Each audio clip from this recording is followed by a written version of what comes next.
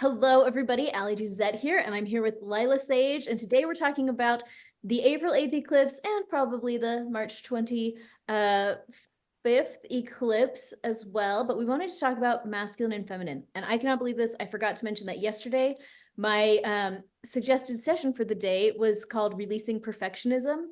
And my, oh my gosh, let me pull up my thing of recommendations if I can find it. It's linked below. It's down in the thing for this. Today, I wanted to suggest the session called Releasing Guilt. Okay, so this is my website, edatclasses.com, and it's all kind of organized by come on, letters alphabetically. So there's Releasing Perfectionism. And I think that's going to be really helpful with this whole Libra Aries transit, because Libra can tend to be on the perfectionist side. And so this is going to be helpful to us. And then if we scroll up here, today I wanted to recommend the guilt session because it's hard to move forward in our lives when we are plagued with guilt. And so being able to process that is going to be very, very helpful as we move forward into the next stage of whatever we're doing with this, with everything that's going on. Okay, so, oh, hello, come on in, zip on through, my friend. I host many neighborhood children every single day, and they go play in the basement where they're kind of floating on through my house right now. Oh, God. Okay, but we got to talk about masculine and feminine. So I think that we're going to be seeing a lot more discussion of that in the weeks and months and years to come for a lot of different reasons. I think over the past 100 years, we've seen some real scawampus stuff around masculine and feminine energy. And of course, throughout all of time, I think there's just never really been a whole lot of clarity about the whole concept. There has certainly been a lot of clarity, I guess we could call it, in like masculine and feminine roles in cultures, prior to the past 100 years, but like ever since World War II with women entering factories and then the invention of processed food. So women did not have to spend all day long cooking, and the invention of things, all these convenience technologies, that meant women no longer have to spend all day long cleaning the clothes, all day long cooking, all day long sewing things and fixing stuff. Like as soon as women's time was freed up, now we've had a lot more, we've gotten to think about gender roles very differently than was ever possible throughout all of history. And also, we can't forget to mention birth control, of course, because without that, there is no women's liberation movement. If your whole life has to be around your fertility cycles, the role of women is pretty inescapable, right?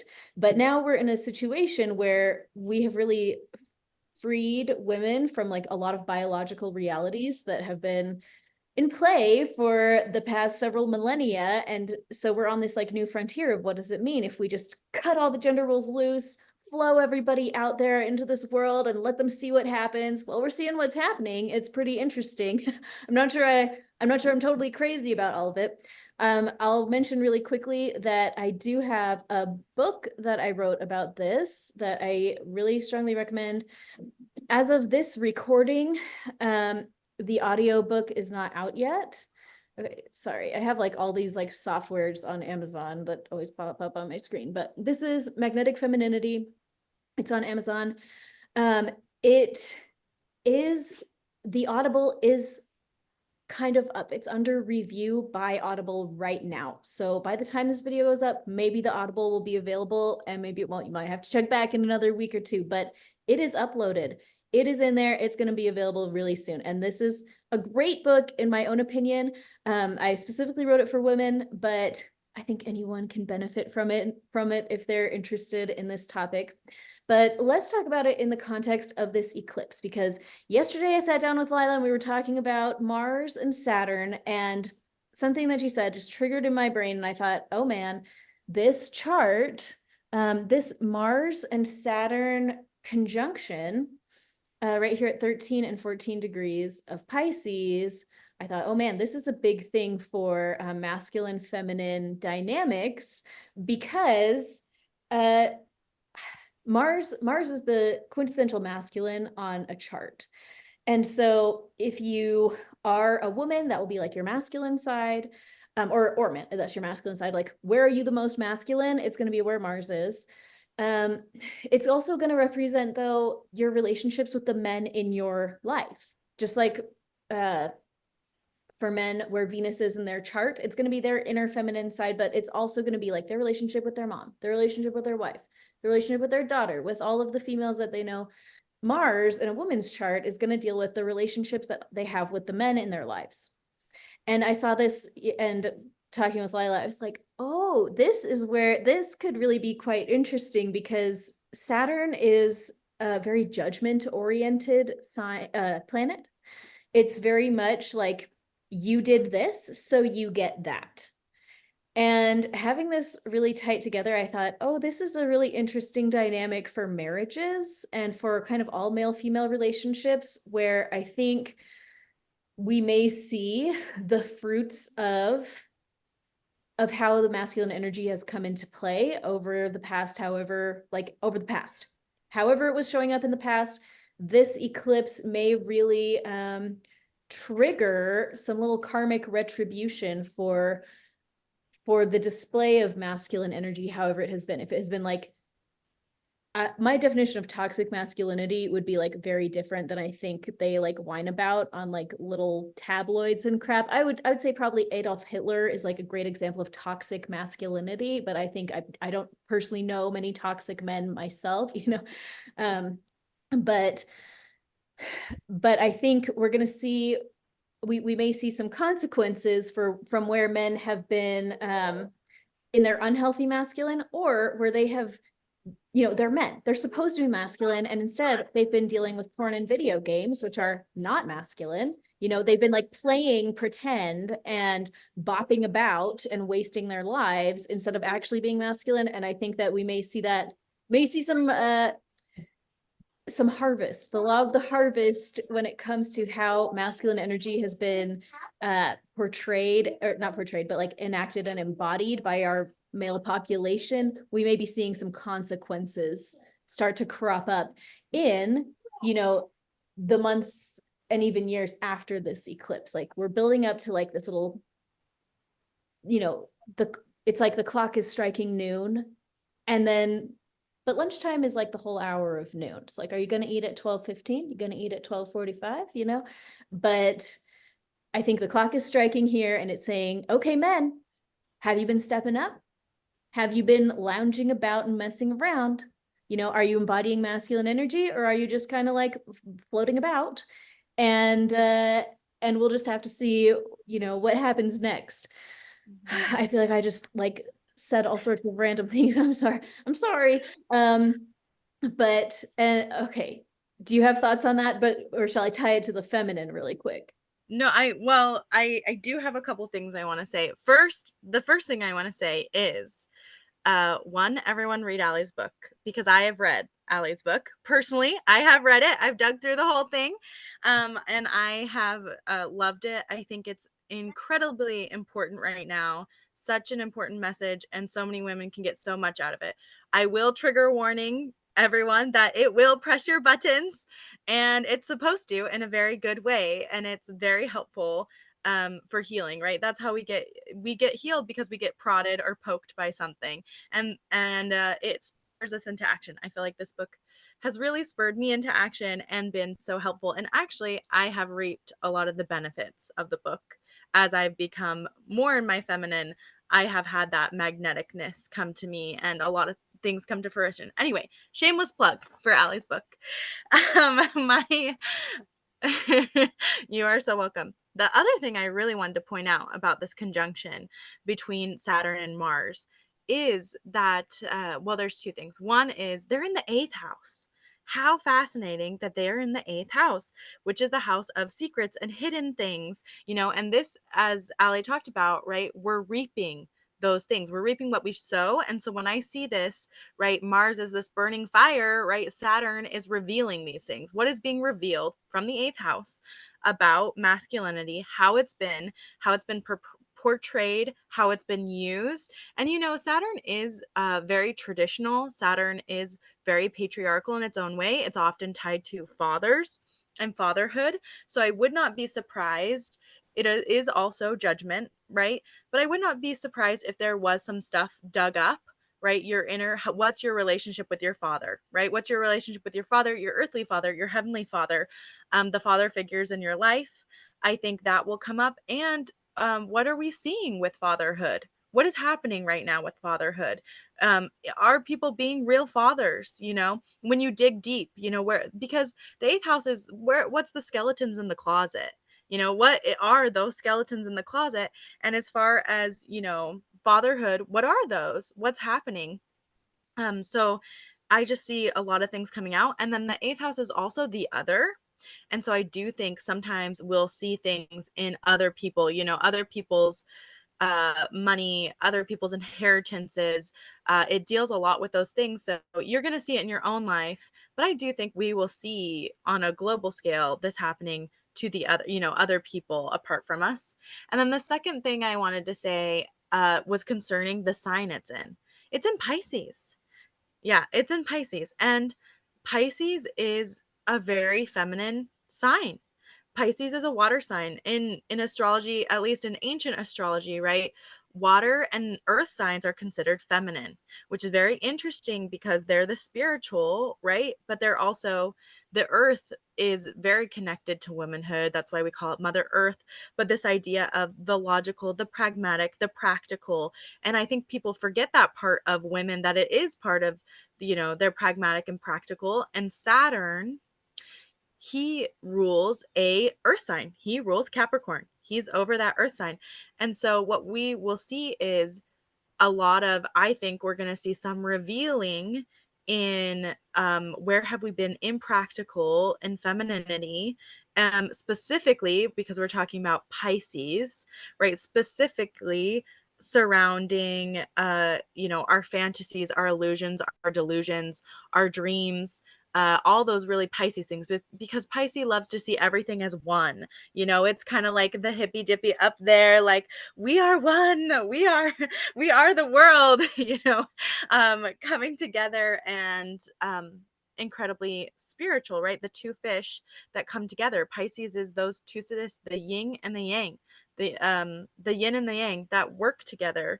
And how are we seeing the yin and the yang work together? How are we seeing that on a physical, practical level? Because Saturn to me and Mars are both very physical, practical planets. Wow. Thank you. Yeah, I hadn't even thought about that part of it, but yeah, that is totally true. One thing you were talking about, I thought of the phrase founding fathers, Mm-hmm. which I think maybe we'll see. And then the eighth house, what is the legacy of our fathers in every way? How are we going to have to take action about it? Because Mars is taking action. Yeah, I think I mean, who knows what will show up. And again, I've had some people say, "Oh, I'm so scared of this eclipse." I have a friend who's taking a bunch of eighth graders on a field trip to California from Utah that day. They're going to drive all day to California. Oh no, what will happen? But no, she didn't say that. But she said, "Oh, it's happening on the same day." But I've heard from other people that are like, "Oh no, what will happen?" I don't think we're going to see a massive horror event on that day. I don't think we need to lose our minds about that day. It's interesting, but it's the clock of the chime, or it's the chime of noon. And the real fun is in the unfolding in the months to come. Kind of like the Pluto return. If you have been following on my channel, if you haven't, go check out my Pluto return videos. It's kind of a big deal, but that's on a 12-year cycle. We're looking at a big unfolding up through 2034. And, I'm keeping my eyes on it, update you guys on here, but we're playing the long game. This is not a surprise, explosion and kabam.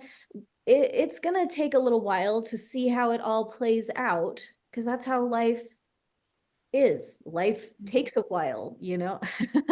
We make a little decision, then it takes a while to play out. So Mm-hmm. And I would say eclipses, at least to me, and you can correct me or whatever you think. I do think eclipses kind of go on more of a 9-year cycle because they revolve so much around the nodes and the themes of the nodes.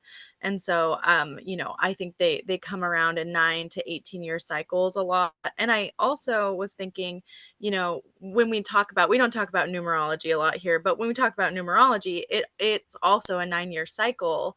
And, this is the eighth house. This is a year 8 for everyone, which has to do with power and money and all of those kinds of things, which is very similar to the eighth house, power and money. So, how will we see power and money evolve over the next 9 years, right, of this nodal path? Ooh, hoo, hoo. Yeah, very interesting thoughts, especially as Pluto, you know, hangs out in Aquarius for all this time for the first time since the French Revolution. Some big Mhm. shifts with money, power, industrialism. Um, but let's save that for a different day. Okay, you have a map that is supposed to be really interesting, so I think that we should see it. Yes, I'm going to turn on this map. Sorry if it takes a minute for it to pop up for all of you. Hopefully, it will. Just let me know when it's live. Oh, I can see it. Okay, awesome. We've looked at this map before. This is the eclipse, right? Red line. This red line running through is the eclipse. And as a little reminder, when we talk about astrocartography, we're talking a lot about angles in the chart. And we talked before, if other people haven't watched that video, please go back. I explain a lot more about angles if you're confused about them. But we have talked a lot about how this eclipse is going through a lot of ascendant angles, which is, the way things are perceived by other people.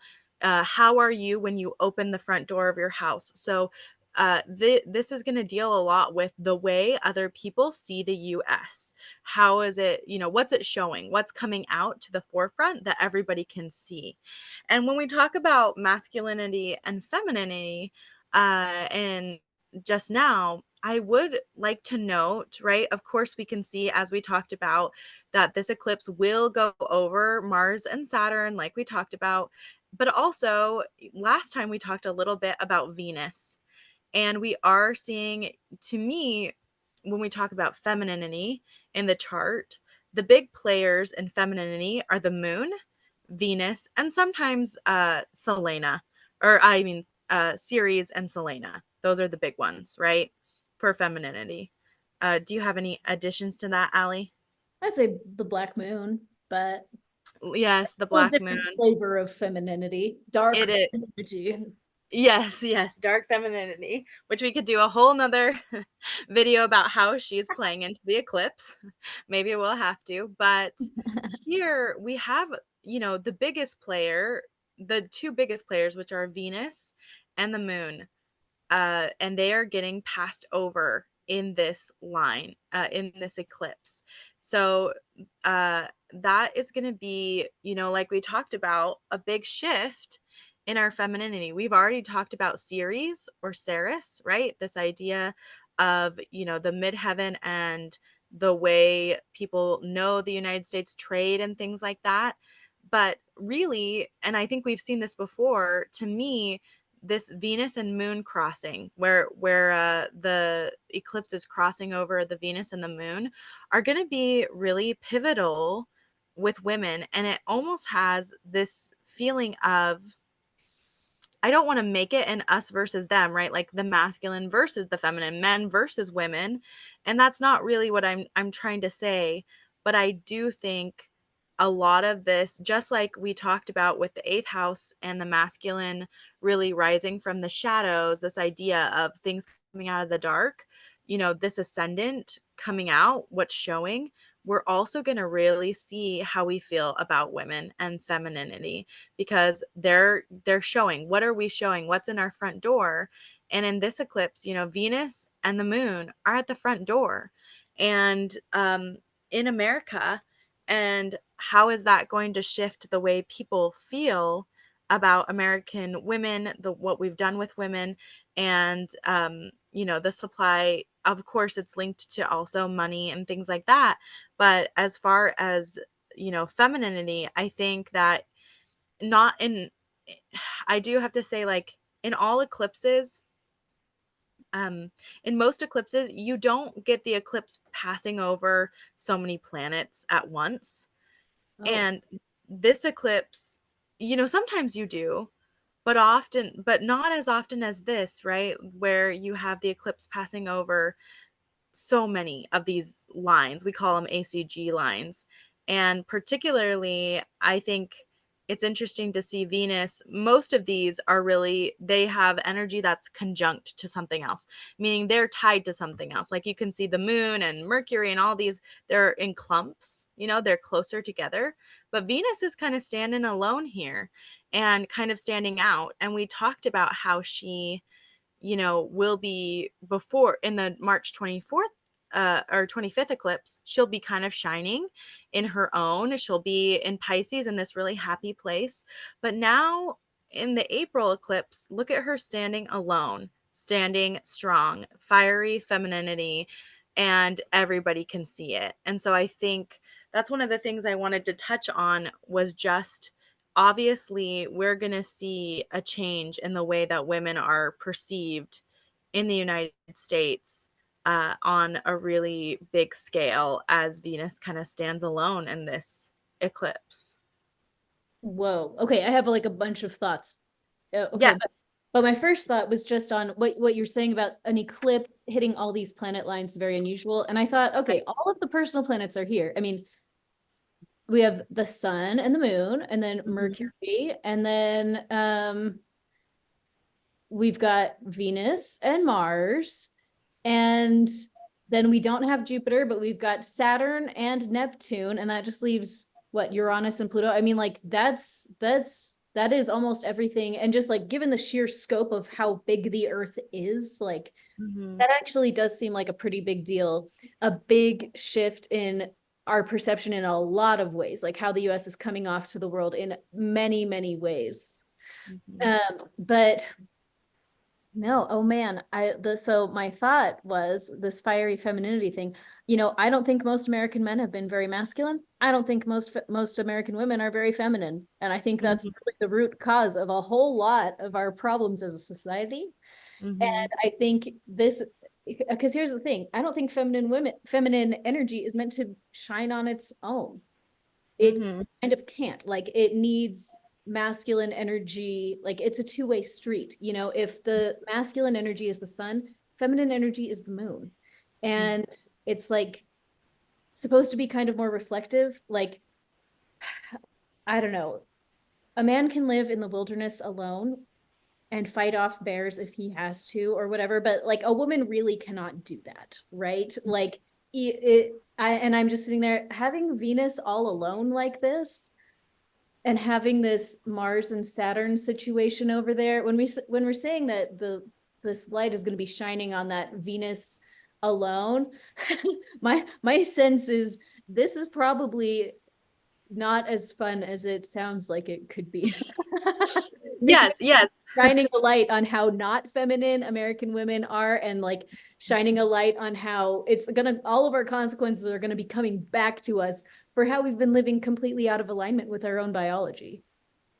Yeah, and maybe some of those issues, right? Some of those issues are becoming clear for everybody to see. And I do think, it is, you're right. We're not supposed to stand alone, right? And not only do women need men and men need women, but also women need each other and women need community. We are the great community holders, right? That's why the moon is so happy in the third house, the house of the goddess. She loves the moon because women are community builders. And I think for us, if we're going to rectify this, how are we going to build our communities? How are we going to create community and return to femininity? Um, I don't know. I don't know what the answer is, but I do feel like this eclipse is kind of calling for that. Yeah. Wow. Well, la la.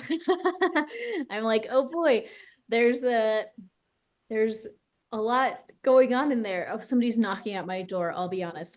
I'm like, okay, I think we should probably wrap it up for today. But thank you so much for all of these thoughts. I think we are going to see some interesting dynamics shift with masculine and feminine as the months unfold. So thank you so much, Lila. I'm going to put Lila's link below and the link to my book and everything. You should totally get it. It's so good. And thank you so much for all of these thoughts. We will have you on again soon.